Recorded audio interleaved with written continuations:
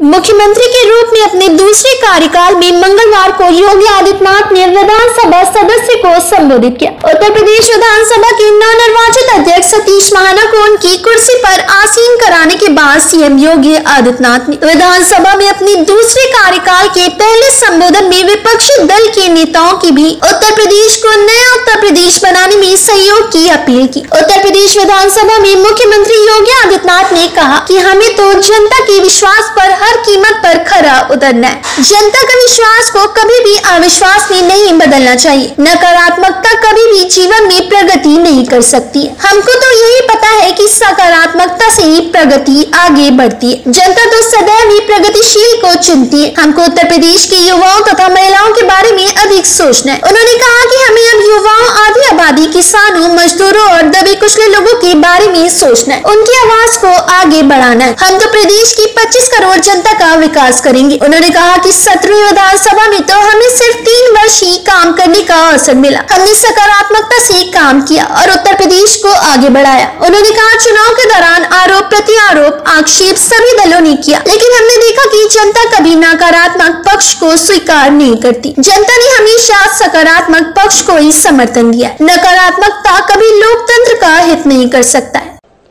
लेकिन एक चीज है जो हम देश के अंदर भी देखते हैं, उत्तर प्रदेश के अंदर भी देखते हैं, जनता कभी नकारात्मकता को स्वीकार नहीं करती, कभी नहीं। नकारात्मकता के लिए उसके हृदय में कोई स्थान है ही नहीं। जो सकारात्मक होगा, जो प्रगतिशील होगा, जो लोक कल्याण का कारक होगा, जनता उसी को अंगीकार करती है। जो नकारात्मक होगा, हमारे समाज ने, हमारे देश ने कभी भी नकारात्मकता को कभी भी कोई महत्व नहीं दिया। नकारात्मकता जीवन में कभी प्रगति नहीं कर सकती है। सकारात्मकता से ही हम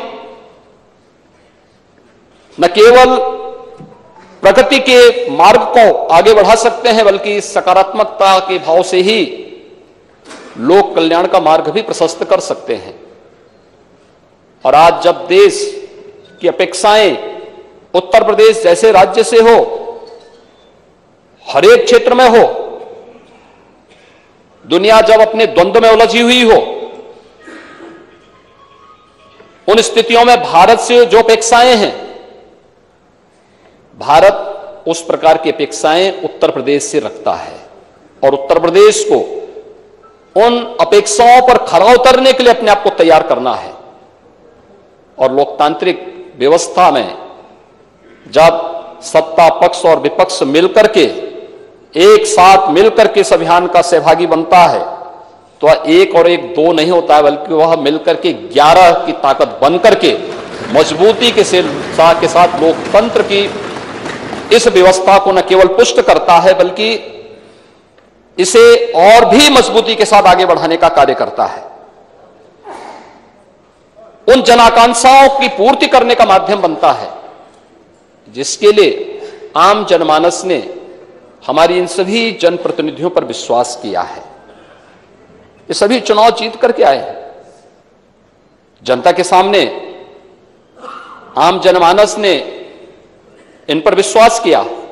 आम जनमानस का इन पर एक नया विश्वास प्रकट हुआ है और उस विश्वास पर कहीं भी हमें कोई भी किसी भी प्रकार से उसे अविश्वास में नहीं बदलने देना है। यह हमारा लक्ष्य होना चाहिए और इस दिशा में प्रयास की शुरुआत कल से मैं देख रहा हूं। माननीय सदस्यों ने शपथ ग्रहण किया। शपथ ग्रहण करने के बाद जिस सकारात्मक भाव के साथ शपथ ग्रहण का कार्यक्रम प्रारंभ हुआ, मैंने देखा है कि कल तक यहां पर 343 मान्य सदस्यों ने एक दिन में ही शपथ ग्रहण कर लिया था। 60 मान्य सदस्य बच गए थे, उनका शपथ ग्रहण अधिकतर ने आज यहां पर अपना शपथ ग्रहण भी संपन्न किया है।